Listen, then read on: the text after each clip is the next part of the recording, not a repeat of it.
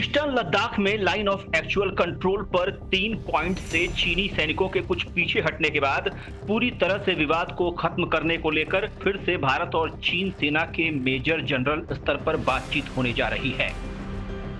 इस बैठक से तय होगा कि भारत और चीन के बीच तनाव किस हद तक कम होगा।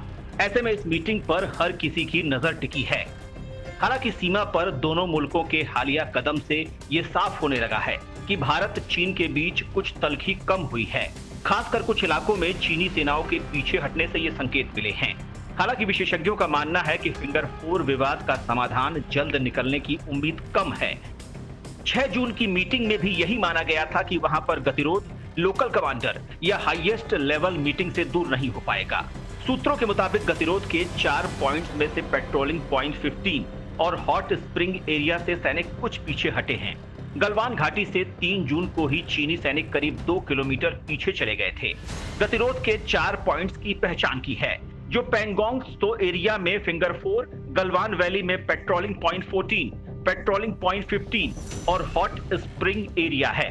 पेंगोंग झील के उत्तरी किनारे पर जहां दोनों सेनाएं आमने सामने आ गई थी, वहां पर कोई चेंज नहीं है।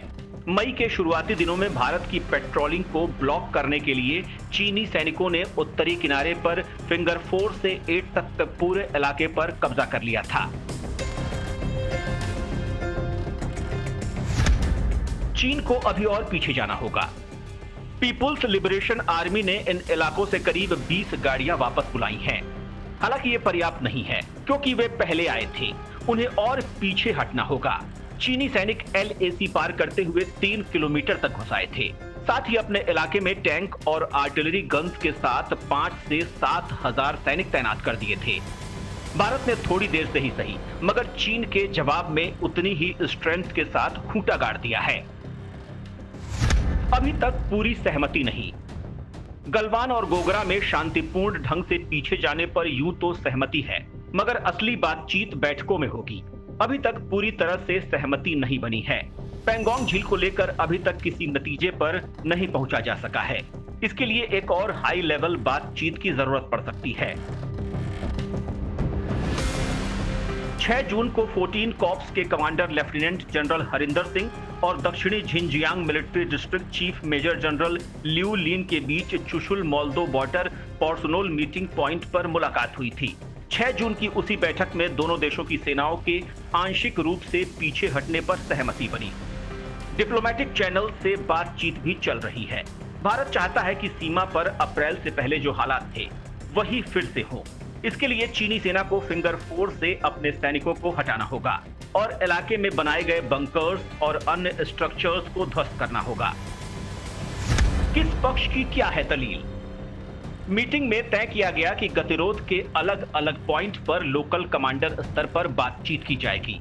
उम्मीद जताई गई कि डेलीगेशन लेवल और सर्वोच्च कमांडर की बातचीत से हल निकल सकता है। हालांकि फिंगर 4 को लेकर गतिरोध पहले की तरह ही बरकरार है। LAC पर गतिरोध का सबसे बड़ा पॉइंट ही फिंगर 4 है। यहाँ पर चीनी सैनिक बड़ी संख्या में डटे हैं। पहले भारतीय सैनिक फिंगर 8 तक पेट्रोलिंग पर जाते थे, लेकिन चीनी सैनिकों ने फिंगर 4 के पास ही ब्लॉक कर दिया है। भारत का दावा है कि LAC फिंगर 8 से गुजरती है।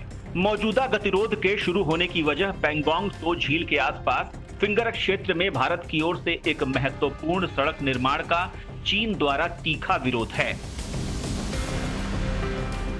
गलवान घाटी में भी दरबुक शायोक दौलत बेग ओल्डी मार्ग को जोड़ने वाली एक और सड़क के निर्माण पर चीन के विरोध को लेकर भी गतिरोध है।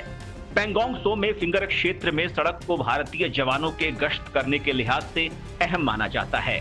भारत ने पहले ही तय कर लिया है कि चीनी विरोध की वजह से वो पूर्वी लद्दाख में अपनी किसी सीमावर्ती आधारभूत परियोजना को नहीं रोकेगा। बॉर्डर पर क्यों धौंस दिखा रहा है चीन? पेंगोंग झील के किनारे ही 5-6 मई को दोनों देशों के सैनिक भिड़ गए थे और कई घायल हुए थे। चीन के इस कदम के पीछे कई वजहें बताई जा रही हैं। इनमें लद्दाख को पिछले साल केंद्र शासित प्रदेश बनाना भी शामिल है, मगर उसकी मेन वजह भारत की ओर से 225 किलोमीटर लंबी दारबुक शोग दौलत बेग ओल्डी रोड पर फीडर लिंक्स और पुलों का निर्माण है।